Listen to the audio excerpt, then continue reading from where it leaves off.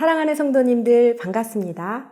추석 연휴임에도 불구하고 말씀과 기도를 사모하여 이 자리에 나오신 성도님들을 주님의 이름으로 환영하고 축복합니다. 우리가 오늘 살펴볼 말씀은 고린도후서 5장 1절에서 10절 말씀입니다. 본문이 길기 때문에 9절에서 10절만 읽도록 하겠습니다.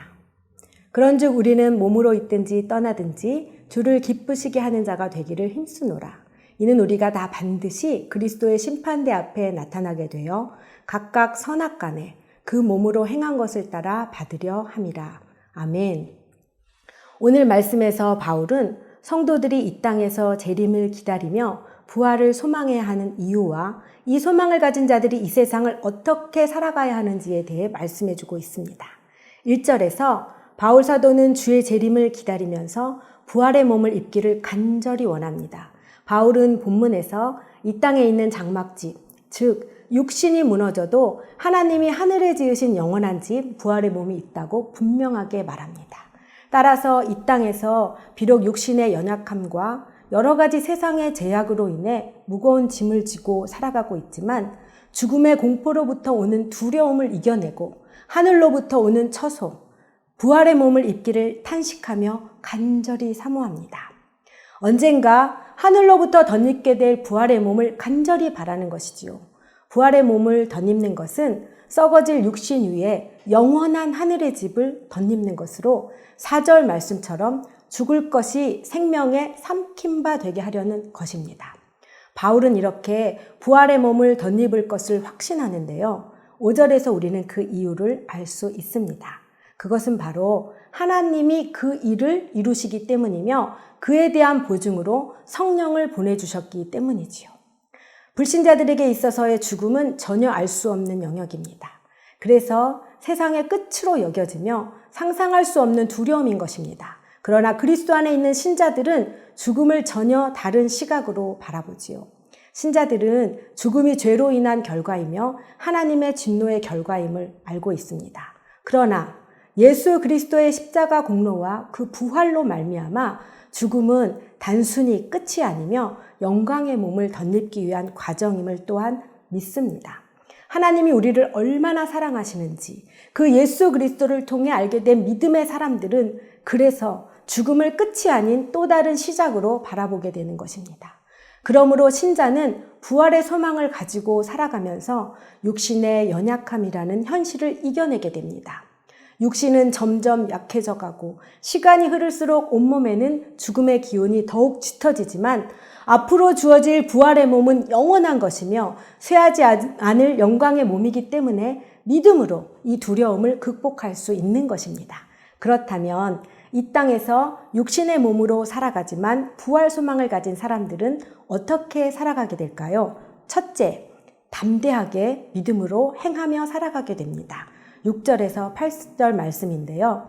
바울은 6절에서 항상 담대할 수 있다고 고백합니다. 부활의 소망을 가지게 된 자는 당장 눈에 보이는 것을 따르지 않고 믿음으로 행하게 됩니다. 비록 이 땅에서 몸으로 있을 때에는 주님과 따로 떨어져 있지만 믿음으로 함께 있는 것처럼 여기며 주어진 현실에서 주님과 동행하며 담대하게 살아갈 수 있습니다. 8절 말씀에서처럼 차라리 몸을 떠나 주님과 함께 있는 것을 원한다고 할 만큼 담대한 믿음으로 살아가게 합니다. 눈에 보이는 현실은 잠깐이지만 부활의 생명은 영원하기 때문에 지금 이 땅에서 겪는 육신의 연약함과 수많은 고난 중에도 보는 것으로 행하지 않고 오직 믿음으로 행하게 됩니다. 오직 믿음으로 흔들리지 않고 담대하게 살아갈 수 있는 것이지요. 부활 소망을 가진 사람들은 두 번째로 주를 기쁘시게 하는 자가 되기를 힘쓰며 살아갑니다. 9절에서 10절 말씀입니다.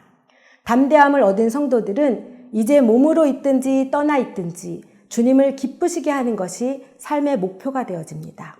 왜일까요? 하나님의 사랑을 알고 그 사랑의 힘으로 살아가게 되기 때문입니다.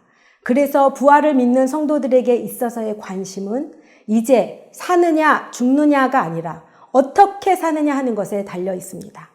이 땅에서 일시적인 육신의 삶을 살지만 영원한 하늘나라를 꿈꾸며 사는 사람들이기 때문이지요. 끊임없이 다가오는 고난 때문에 차라리 세상을 떠나 영광스러운 부활의 몸을 입고 영원히 주와 함께 있기를 소원하지만 그럼에도 불구하고 이 땅에서의 사명을 수행해야 한다면 목표는 단 한 가지, 주님을 기쁘시게 하는 것이어야 합니다. 주님을 기쁘시게 하는 삶을 사는 사람들은 하나님께서 최후의 심판 때에 우리가 행한 대로 보응하실 것을 믿기 때문에 인내하며 살아갈 힘을 얻습니다. 재림하신 주님의 보호자 앞에 서는 날, 믿는 자가 받는 심판은 사망에 빠지는 심판이 결코 아니기에 위로와 상을 기대하며 믿지 않는 자들처럼 두려워하지 않고 오히려 그 상을 준비하며 살아갈 수 있음을 믿습니다. 믿음은 주어진 현실을 있는 그대로 분명하게 받아들이되 약속의 말씀을 믿음으로 그 어려움을 극복해 나가는 것입니다. 자기 확신으로 막연한 소망을 가지고 사는 것이 결코 아닙니다. 우리에게 확실하게 주어진 약속의 말씀, 생명을 붙잡고 살아가는 것이지요. 또한 믿음은 세속적인 욕망과 전혀 다릅니다. 현실적인 것을 붙잡고 이 땅에서 누리는 것이 마치 전부인 것처럼 생각하고 탐욕을 쫓아가는 것은 믿음이 아니라 정욕입니다. 믿음은 바라는 것들의 실상이요, 보이지 않는 것들의 증거입니다. 눈에 보이지 않는 영원한 것을 마치 눈에 보이는 것처럼 손에 붙잡고 가도록 돕는 소망의 통로입니다. 저는 부활을 믿지만 이 땅에서도 잘 먹고 잘 살며 풍요로운 삶을 누리고 싶은 얄팍한 마음이 있었습니다. 말씀을 준비하면서 마라나타 주 예수여 오시옵소서 라는 찬양을 목이 터져라 부르면서도 실상은 그다지 부활을, 재림을 갈망하지 않고 주님을 기쁘시게 하는 삶을 산다고 스스로를 속이고 있었던 것을 알게 되었습니다. 매일의 일상을 되돌아보며 회개하게 되었습니다. 성도님들의 소망은 무엇입니까? 이 땅에서 잘 먹고 잘 사는 것입니까? 아니면 사나 죽으나 오직 그리스도와 함께 있는 것입니까? 성도님들이 힘쓰고 있는 것은 무엇입니까? 이 땅에 소망을 두고 있는 자와 주님께 소망을 두고 있는 자는 그가 지금 힘쓰고 있는 것이 무엇인지를 보면 알 수 있습니다. 우리의 소망은 오직 예수 그리스도 한 분밖에 없습니다. 그분을 기쁘시게 하는 자가 되기 위하여 오늘도 담대히 행하시길 주님의 이름으로 축복합니다. 함께 기도하겠습니다. 사랑하는 하나님, 우리 안에 성령을 보내주셔서 예수 그리스도를 믿게 하시고 온전히 예수 그리스도 안에서 그 천국을, 그 부활을, 그 재림을 사모하며 살아가게 하시니 너무나 감사를 드립니다. 날마다 믿음으로 담대하게 살아가게 도와주시고 사나 죽으나 오직 주님을 기쁘시게 하는 저희들의 삶이 되어질 수 있도록 주님 도와주시옵소서. 날마다 예수 그리스도를 닮아 그 장성한 분량에 이르기를 간절히 소망하며 예수님의 이름으로 기도합니다. 아멘.